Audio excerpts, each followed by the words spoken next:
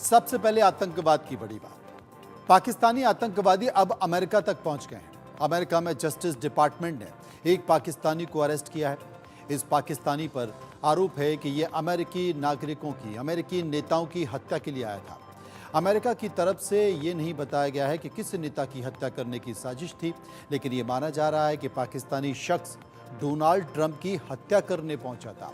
40 साल के आसिफ मर्चेंट को अमेरिका में अरेस्ट किया गया है और ये दावा किया जा रहा है कि आसिफ मर्चेंट 2020 में ईरान के रिवॉल्यूशनरी गार्ड्स के शीर्ष कमांडर कासिम सुलेमानी की हत्या का बदला लेने के लिए पाकिस्तान पहुंचा था। ये भी दावा है कि आसिफ मर्चेंट को ईरान ने हायर किया था।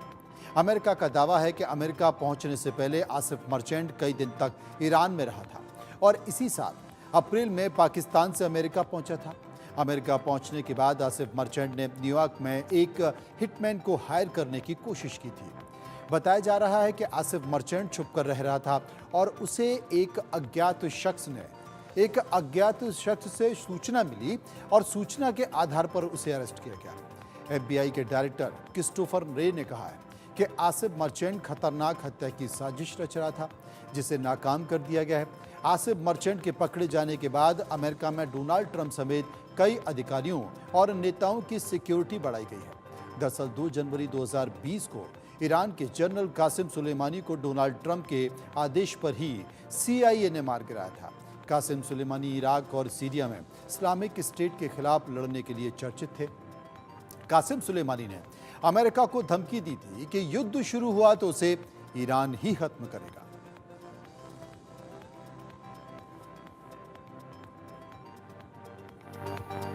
बांग्लादेश की बड़ी बात। बांग्लादेश में राजनीतिक उथल पुथल के बीच प्रधानमंत्री पद से इस्तीफा देने वाली शेख हसीना अभी भारत में ही रहेंगी। उनके बेटे वाजेद जॉय ने कहा है कि फिलहाल शेख हसीना का किसी भी दूसरे देश में जाने का कोई प्लान नहीं है। उन्होंने कहा है कि किसी भी देश से राजनीतिक शरण नहीं मांगी गई है। अभी शेख हसीना को भारत में एक सेफ हाउस में रखा गया है। दूसरी तरफ बांग्लादेश में राजनीतिक हिंसा जारी है और शेख हसीना की पार्टी आवामी लीग के 29 नेताओं की हत्या कर दी गई है। बांग्लादेशी एक्टर शांतो खान और उनके पिता सलीम खान को भी भीड़ ने पीट कर मार दिया है। सलीम खान आवामी लीग से जुड़े हुए थे। सुरक्षा कारणों के चलते भारत ने ढाका में अपने दूतावास से 190 कर्मचारियों को सुरक्षित निकाल दिया है। सभी को एयर इंडिया की स्पेशल फ्लाइट से दिल्ली लाया गया है। इस फ्लाइट से कुल 205 लोग भारत लौटे हैं, जिनमें 6 बच्चे भी शामिल हैं। हालांकि भारत ने दूतावास बंद नहीं किया है। बांग्लादेश में आंदोलन का नेतृत्व कर रहे स्टूडेंट लीडर्स की सिफारिश के बाद नोबेल पुरस्कार विजेता मोहम्मद यूनिस को अंतरिम सरकार का प्रमुख नियुक्त किया गया है। बांग्लादेश की अर्थव्यवस्था की बात करें तो 15 दिन में बांग्लादेश को 54,000 करोड़ रुपए से ज्यादा का नुकसान हुआ है। बांग्लादेश में हिंसा का दौर लगातार जारी है। प्रसिद्ध बांग्ला सिंगर राहुल आनंद का धान मंडी स्थित 140 साल पुराना उपद्रवियों ने जला दिया है। बांग्लादेश में अराजकता लगातार बढ़ रही है। अराजकता का माहौल लगातार बना हुआ है। खबर यह है कि देश में रिजर्व बैंक के 6 टॉप अधिकारियों में से जबरन इस्तीफा ले लिया गया। डिप्टी गवर्नर ने यह दावा किया है कि उसने प्लेन कागज पर दस्तखत कराए गए। बांग्लादेश की सबसे बड़ी सिक्योरिटी एजेंसियों में से एक रैपिड एक्शन बटालियन के चीफ को भी बदल दिया गया। इस एजेंसी पर आरोप था कि इसने सरकार के कई विरोधियों की हत्या कर दी। बांग्लादेश में संसद भंग होने के बाद सरकार में बड़े पदों पर बैठे अधिकारियों ने इस्तीफा दे दिया है। अटॉर्नी जनरल AM अमीनुद्दीन ने भी इस्तीफा दे दिया है।